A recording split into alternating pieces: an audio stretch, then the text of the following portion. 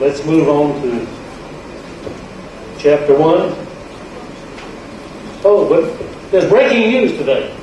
I just added this morning. Breaking news, you can read it up there on the screen. If you have not seen the news today, you don't know about this. It's strictly from the United States, but the jury returned a verdict, a very strange and unusual verdict, in one of the corruption trials, certainly of the century. This is the trial of the former governor of Illinois who tried to sell this United States Senate seat of President of the United States, Barack Obama. When Obama had to resign, obviously, to become President of the United States, his seat became vacant, and under the law of the state of Illinois, the governor could name a replacement. He could have named himself, he could have named his wife, he could have named anybody. But he had a brilliant idea. He could make some money out of it. And the evidence is overwhelming. Absolutely overwhelming that he did. But look what happened. You can read it. I trust all of you can see it on the screen. I won't read it to you, but it's a tragic situation. And it proves that impunity is alive and well still on planet Earth. Chapter 1, Fading Honor. Honor is what others think about us. Integrity is what we ourselves think about our own character. Honor is a reflection of what we look like to others.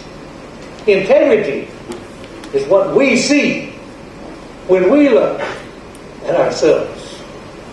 Honor is earned by what we do when others see us and know what we have done.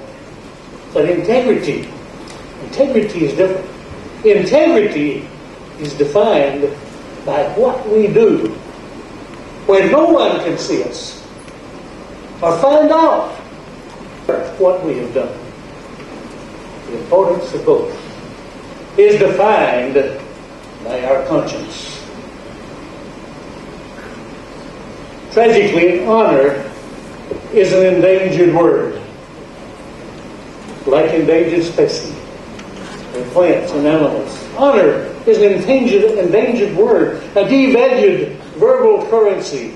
It is seldom used properly, often applied inappropriately, hardly ever deserved, frequently visibly violated, rarely properly applied, recurrently sought by the undeserving, uncommonly found in the prominent, regularly unrecognized in the commoner, and habitually merited, though quite often used in government, regularly diminished in sports, scarcely visible in society, generally ignored when deserved, and often conferred upon people who merited least.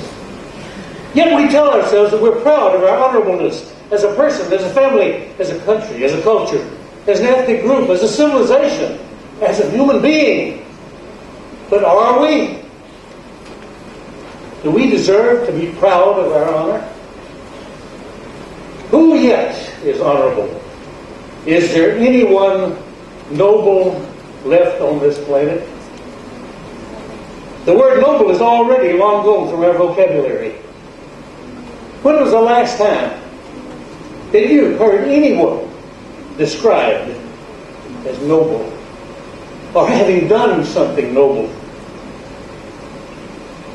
The anonymity of the mega city has relegated honor to the garbage heap of history. Personal invisibility within the mass of humanity has obviated the need to be honorable or even honest.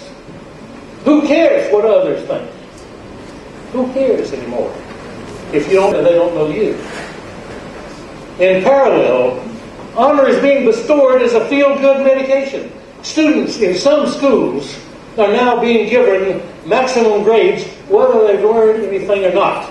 And a few really up-to-date schools are now honoring scores of valedictorians at graduation ceremonies instead of just one valedictorian. Why? Just so nobody will feel bad.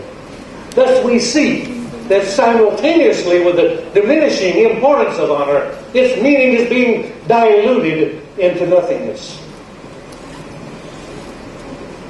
If ever there was on planet Earth a culture of nobility and honorability, has now been replaced by a culture of corruption. If ever a culture of integrity existed, it's been superseded by a culture of dishonor. The cult of corruption has become the credo of civilization in century 21.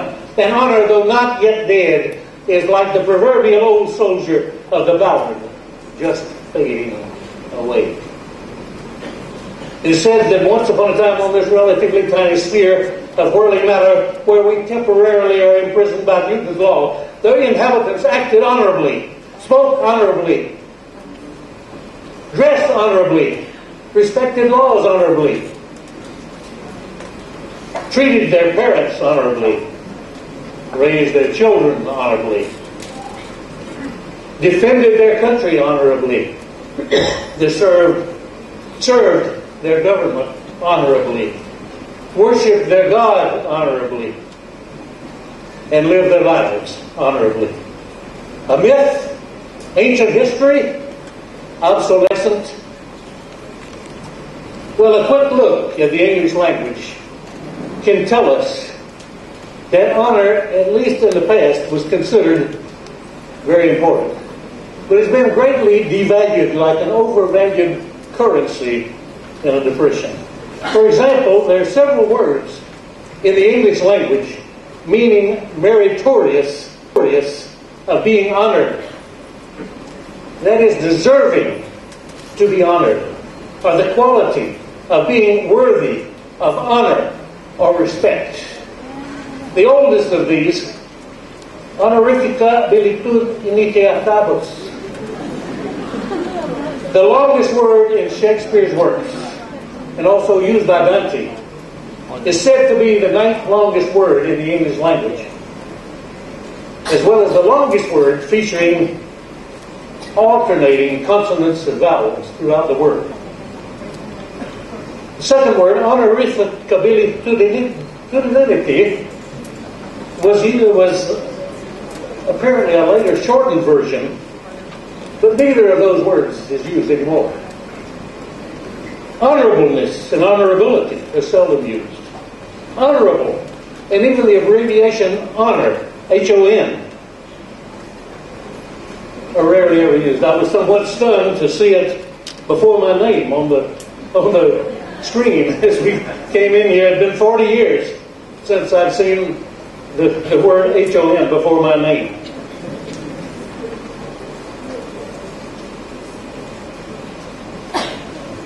Simultaneously with all of this, honorees are proliferating into a meaningless herd, as everyone must be honored to preserve their self-respect. If everyone becomes an honored honoree, no one is really honored. Thus, these words that pass through the stream have become obsolete, meaningless, or fading away. And this leads us to the word honor and the questions that I have for you to think about today.